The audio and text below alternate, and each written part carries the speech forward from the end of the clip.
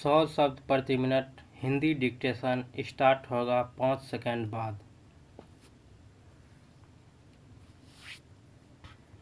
Start. बारिश भले ही हर बार बरसती हो, पर हर बरस इन बूंदों की टपकन नवीन और सृजनशील भाव साथ लेकर आती है।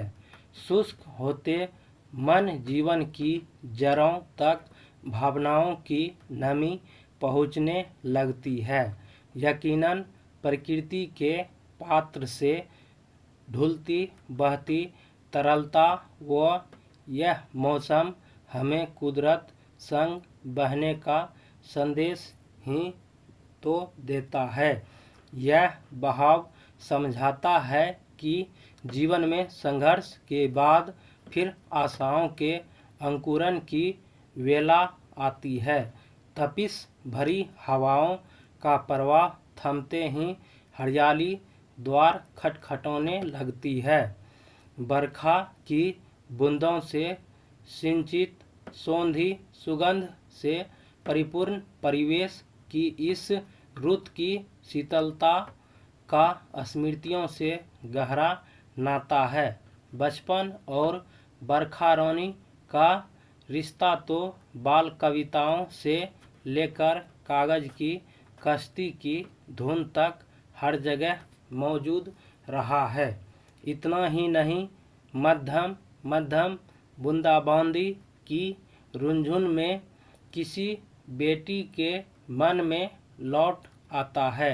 मायके का स्नेह तो किसी प्रवासी बेटे के हृदय में उमड़ने लगती है। माँ बाबा की स्मृतियाँ। तभी तो तकनीकी चकाचौंध की दुनिया में रोजगार जुटाता कोई युवा अचानक याद करने लगता है बचपन में भीगते हुए स्कूल से घर लौटने का वाकया। उमड़ते घुमड़ते बादल केवल हमारे लिए ही छपाक छई का सुख नहीं लाते। धरती की गोद में पलने वाले दूसरे जीवन भी झमाझम बरसती बरखा के मौसम में झूमने लगते हैं। सावन के आते ही कोयल की कूक, झिंगुरों के युगल गीत, पीहू पीहू करते मोर का नृत्य और मेढकों की टरटर एक खुशगवार परिवेश बनाते हैं। पखेरू हो या पशु, सभी आनंद और उल्लास को जीने लगते हैं। यूं बूंदों की टिप टिप और कजरी गीतों की धुन के संग धरती पर पलते साझे जीवन का संदेश हर ओर गूंजने लगता है। आसमान में छाई मेघ मालाएं प्रकृति को ही नहीं, मानव जीवन को भी समृद्ध बनाने आती है। रिमझिम फुहारों के बीच संपूर्ण धरा इस छोर से उस छोर तक धानी चुनर ओढ़कर इठलाने लगती है। हर बीतते साल के साथ प्रकृति इठलाना छोड़ रही है।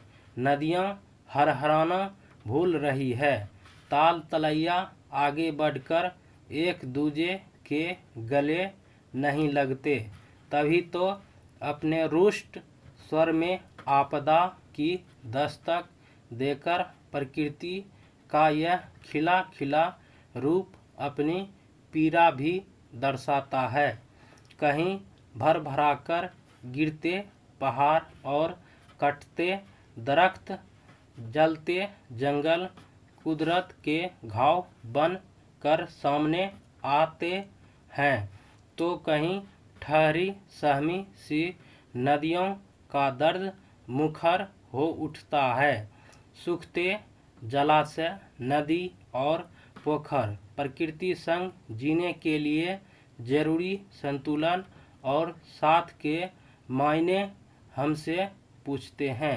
हरी भरी धरा की सुनी होती गोद कई सवाल करती है।